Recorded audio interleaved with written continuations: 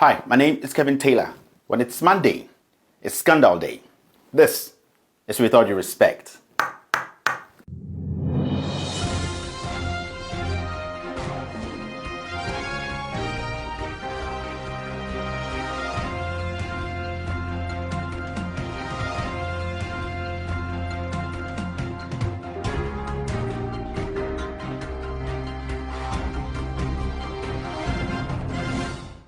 So with all due respect, today I'll be starting with ex-President Rawlings. Last week I heard him talking about injustice on the campus of the University of Education, Winneba. With all due respect to the people at Winneba and especially to the students and the teachers, I think their issue should be discussed thoroughly and we should go to the bottom of the issue to make sure that the right thing is done. But for somebody like ex-President Rawlings, who hears no evil and sees no evil, to talk about injustice, I feel very, very embarrassed for him. Ex-President Rawlings, if you want to talk about injustice, I have a lot of injustice happening in this country for you to talk about. Mr. Rawlings, were you not in this country when this government denied Gregory Afoko bail, even when the High Court, the highest court of the land, had granted him bail? Were you not in this country? Did you talk about it? This gentleman has been turned into a political prisoner. You live in this country, you never uttered a word about this. This is the kind of injustice we're talking about. Mr. Rawlings, do you know the injustice happening in Ghana? You know about the Parkwesi Indium GN Bank issue in court today? Do you know that as we speak, the vacation judge, the government has deliberately decided to delay the case to the point whereby the judge who is supposed to be sitting on the case had been taken off, and then a new justice has been brought in. And do you know the person handling this Parkwesi Indium case against the government with the banking crisis issue? Is the sister of Ataa Akyea, the twin sister of Ataa Akyea. Yes, her name is Gifty Ejay. Mr. Rawlings, these are the injustices ordinary Ghanaians are going through. Now, Ghanaians, businessmen, they can't fight the government because this government has made it a point to suppress its own citizens. This is the kind of government we are talking about. This is the highest form of injustice. But Mr. Rawlings, you didn't see any of this. Mr. Rawlings, we could talk about Kobna Duffuor. Yes, Kobna Duffuor and his uni credits, uni security and all that. You know what he's going through now. And it's so surprising that you didn't see any of this. You never talked about Kobna Duffuor's issue. How this man is being harassed by this government because some people in this government think that Kobna Duffuor is associated with the past government. Mr. President, ex-President Rawlings, these are the kind of injustice I was expecting you to come out and speak on. We can also talk about Seydou Agongo's Heritage Bank. As we speak, everybody knows that this gentleman is going through the worst injustice in the world. As we speak, the government of the day does not have credible evidence against Seydou Agongo, Kobna Duffuor, GN Bank, Parkwesi's Bank. But you've refused to talk about this injustice. Go all the way to Winneba because you think it is easy for you to penetrate. Ex-President Rawlings, I have told you over and over that your hypocrisy is getting out of hand. I don't know. I don't really know what is really making you act this way. Maybe you are part of the clique, the family and friends. Because what is happening in Ghana, the injustice meted on even nurses, young unemployed nurses who were locked up last week, you refuse to talk about it. I don't know if you don't watch the news again. Yes, maybe you'll be watching animals like Mensa Otabo. The injustice being meted on Ghanaians each and every single day, Mr. President, you have refused to talk about it. But I don't blame you at all. I don't blame you because today you have become a puppet on the lap of a midget. That is a rough cut for today. Now, I would like to move on to today's episode. Honestly, I am very happy that as we speak, the Auditor General has actually ordered Yaw Osafo-Maafo, yes, Yaw Osafo-Maafo, the senior minister, to refund or to pay the money he stole, the Kroll Associates money, $1 million in Ghana cedis is 5.5 million Ghana cedis. I'm happy, even though the mainstream media decided not to talk about it. There were a few media outlets that decided to talk on the issue, and through their efforts and their push, today, Osafo-Maafo, who stole the $1 million, yes, for no work done, is being told to refund the money. A newspaper like the Herald newspaper is doing a great job. Even though the mainstream media in Ghana have decided, majority of the media houses have decided not to talk about the exposés we show our fellow Ghanaians. But this newspaper They've been pushing. They pushed from the PDS scandal and all the way to this issue. And today, I'll applaud the Herald newspaper for what they are doing in Ghana. They are actually, to me, doing the best they can to make sure the truth is sent to the people. Now, the scandal. Now, there's something we call the PFM, which is the Public Financial Management Reform Project. Now, this PFM is being funded by the World Bank. What this does is, basically, in a layman's language, what it does is it improves the budget management, financial control, and the reporting of the government of Ghana. So in short terms, to make it easy, it's basically a system that is put in place which manages our budget and manages our payroll, basic. So for civil servants to be paid and also for us to have a credible budget. Let's imagine a set of computers being put together, software, a system that manages our budget, also manages the payroll of the government of Ghana. Simple. It is the basic way to understand this. Now, there are three components that comes together to form this Public Financial Management Reform Project. Yes, there are three components. And these three components all have their leads. When they say leads, they have their managers that takes care of these components. Now, I'm going to briefly explain the three components to you. Now, the three components, the first one, what it does is it enhances the budget component to improve budget management. The second component is the Public Financial Management System. Basically, what it does is supports the design, the implementation, and also enhance the national payroll. The third component is the technology infrastructure. So when you put all these three together, that's where we get the Public Financial Management Reform Project. And this project is being funded by the World Bank. Now, the Finance Ministry decided to give a contract to a company called the AH Consulting Company. Yes, AH Consulting, as you can see here.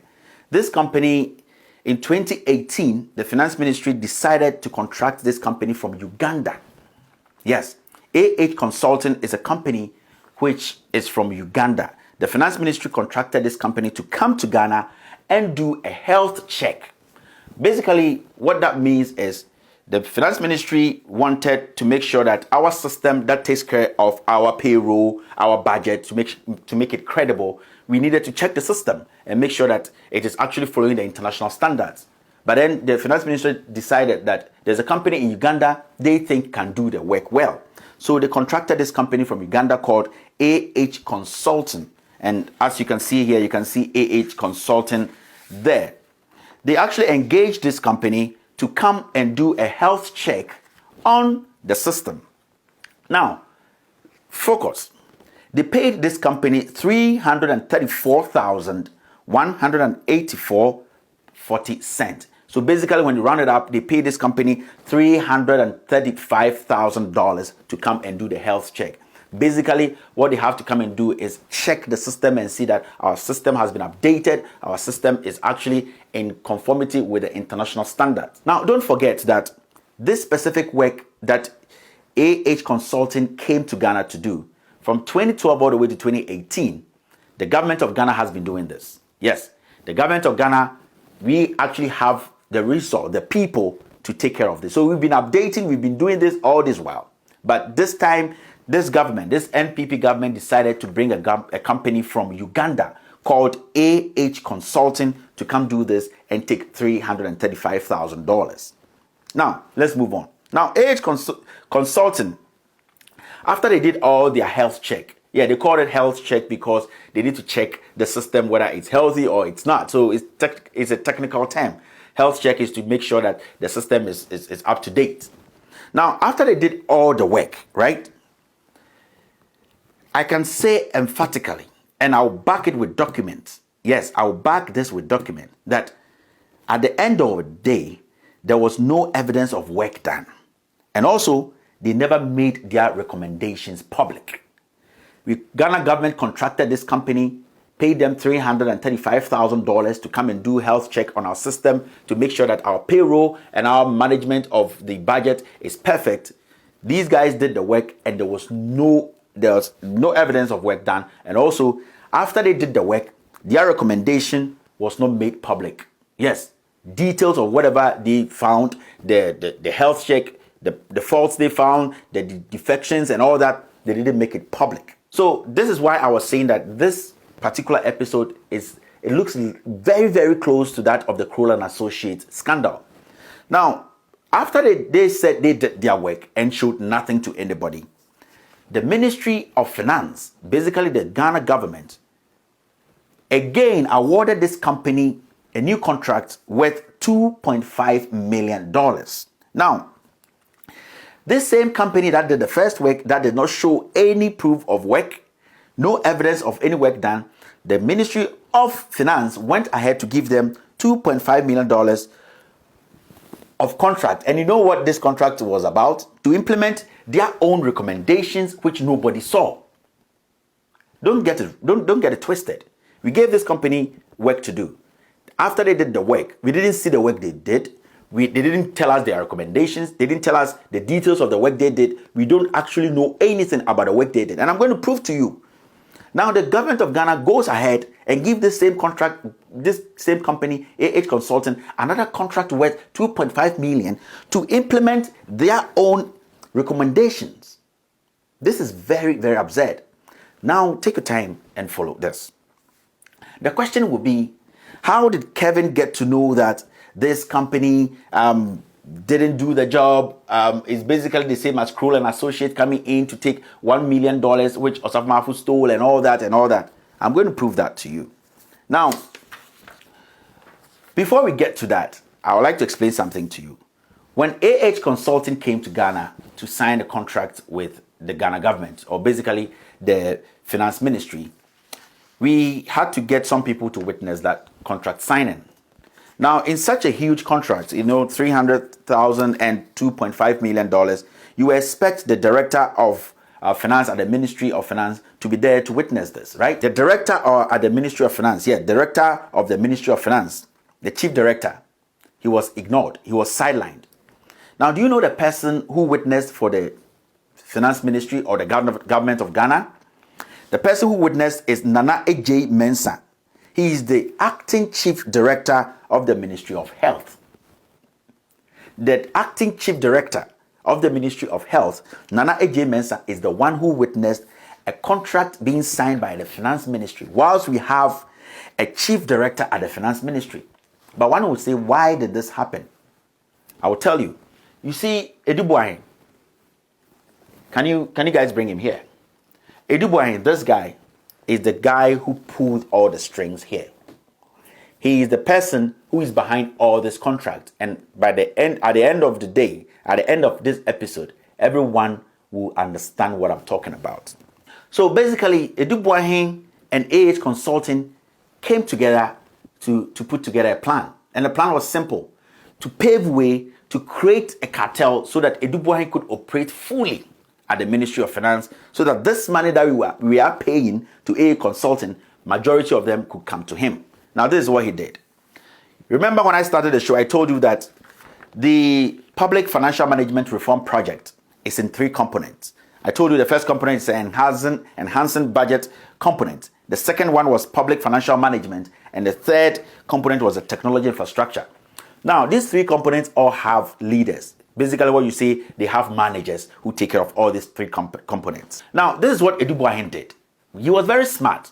He fired the career civil servants who were taking care of these 3 components, the 3 managers. He fired all of them, and he brought in 3 new people. In fact, he brought in 4 new people.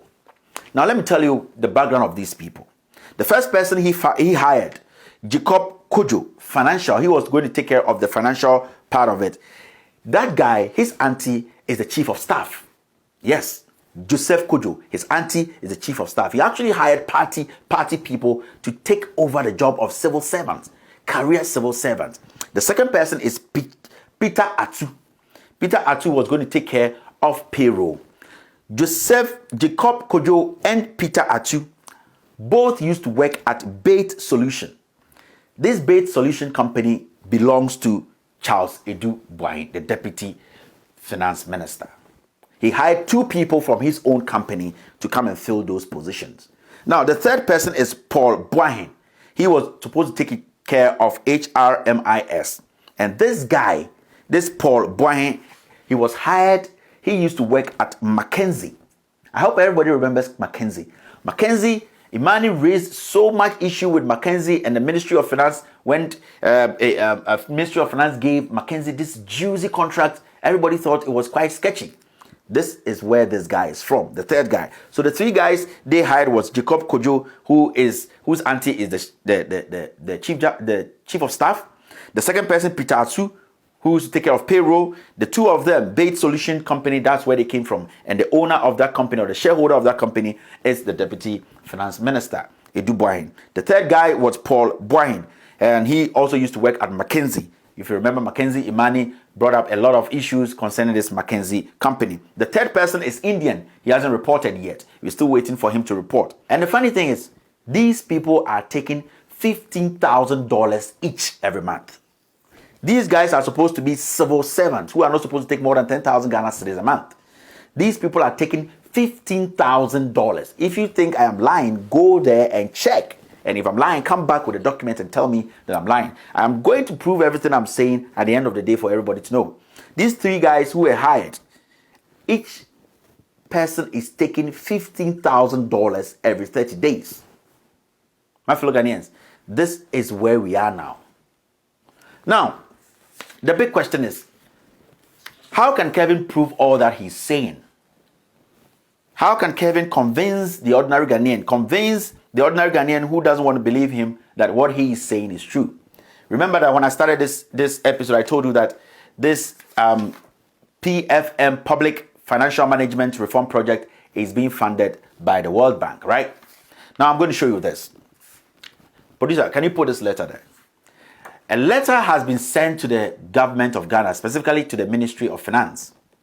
And the letter is from the World Bank. The letter is dated the 6th of September 2019. This is a very confidential letter I'm going to read to Ghanaians. And for the avoidance of doubt, I am going to read every single thing on this document so that people would know that we just don't come here to make things up. We come here with documents to prove that whatever we are saying are the facts. Now, this letter, what it states here is, Dr. Mohammed Sani Abdullahi, Project Coordinator, Public Financial Management Reform Project, Ministry of Finance. Dear Dr. Abdullahi, the caption is Ghana Public Financial Management Reform Project, IDA 56400, Review of 2018 Annual Audit Report and Management Letter. Now, this is what it says. We write to formally acknowledge receipt of the 2018 Annual Audited Financial Statement and Management Letter for the above projects. The audit report was received on June 27, 2019, which was within 6 months period after the end of the fiscal year and in compliance with the provision of the financial agreement. The second paragraph says, from a review of the audit report, it was evident that most of the observed lapses and control issues had to do with procurement management and contract administration. Remember, the $335,000 and the $2.5 million the government of Ghana or the finance ministry paid to AH Consulting, it did not go through procurement. These contracts did not go through procurement. Let's continue the letter. It is obvious that there are still systemic challenges with procurement and contracts. As in previous missions, the bank has consistently recommended to management to take a critical review of the capacity of managed procurement to avoid any issue of misprocurement or lack of value in contracts. The third paragraph says that, specifically, the reference to the management letter, paragraph 18, the auditor lists a total of $378,000 various contracts for which the auditor states that their reviews showed that the contracts awarded did not follow through the entire procurement process. Again, and with reference to the management letter, paragraph 36, in which the auditor stated that even though payment of $334,000 had been made for a contract, there was no documentary. Listen to this very well. There was no documentary evidence by way of project deliverable to indicate that the contract had been executed. I'm going to take that line again. It said, paragraph 36, in which the auditor stated that even though payment of $334,000 had been made for a contract, there was no documentary evidence by way of project deliverables to indicate that the contract had been executed. Now, the last paragraph, this is what it says. In summary, based on the available information as per the audit report, the bank agrees, that's the World Bank agrees with the unqualified opinions expressed by the auditors and considers the audit report as acceptable and satisfactory. However, given the instances of apparent lapses in procurement and contract management as per the audit report and following our procurement reviews during missions, the bank, that is the World Bank, is requesting that an in-depth fiduciary review,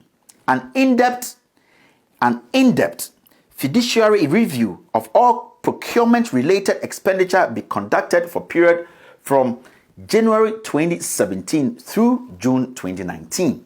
Now, the last paragraph is very interesting. It says, in line with the use of country systems, the World Bank or the bank further recommends that the assignment be undertaken by the Ghana Audit Service and the findings shared with the bank before December 15, 2019. Yours sincerely, Donald Impandi, Task Team Leader. And he sees a couple of people, Patrick Numo, Chief Director, Ministry of Finance, Mr. George Swansea Winfo, Deputy Editor General, Ghana Audit Service, Mr. Kwesi Queenin Bosompim, Controller and Accountant General. My fellow Ghanaians, basically what this letter is telling us is that the World Bank does not trust the government of Ghana, specifically the Finance Ministry, that the money they have given them, almost $3 million, they can't even see the work they use that money for. This is similar to the Kroll and Associates deal that Osafo Maafo stole $1 million. This is almost $3 million. What kind of image are we carving for ourselves as a nation? Yesterday, the United States government took almost $190 million from us. Today, we have taken $3 million from the World Bank. Tomorrow, who are we going to do business with? Who is going to give us any assistance? How are we going to get the assistance from all these partners? This is the kind of government we have today, a government full of liars and thieves. The Ministry of Finance has been turned into a den of thieves. Every crazy scandal starts from there. And I'll tell my fellow Ghanaians that we should take a critical look at this ministry, because in the weeks to come, we will be unveiling a lot of scandal that is being kept at the Ministry of Finance. My fellow Ghanaians, now the World Bank, yes, the World Bank that funded this project has given us to the 15th of December to come tell them what we did with the money. In their own books, they know that we did not use the money what we were supposed to use it for. What at all is happening to us? My fellow Ghanaians, in the weeks to come, I'm going to open a lot of things. I'm going to show Ghanaians why I think that we should be more vigilant than we are today. The people we have in government today, especially the people at the Ministry of Finance, these people are criminals. It's being headed by Ken Ofori-Atta. He's a very greedy man who does not care. But I've said that we are ready to speak truth to power, irrespective of who is in power. My fellow Ghanaians, let us stay focused. Let us ask questions and demand reasonable answers. This is just the beginning. $3 million of World Bank money has been taken away by people at the Ministry of Finance. And we have to go down all the way, focus, and take that money back. We need to redeem that image of Ghana. What is happening now is unbearable. My fellow Ghanaians, I have always said that I am a messenger without a Quran or a Bible in his hand, a messenger who is ready to speak truth to power. My fellow Ghanaians, this is with all due respect.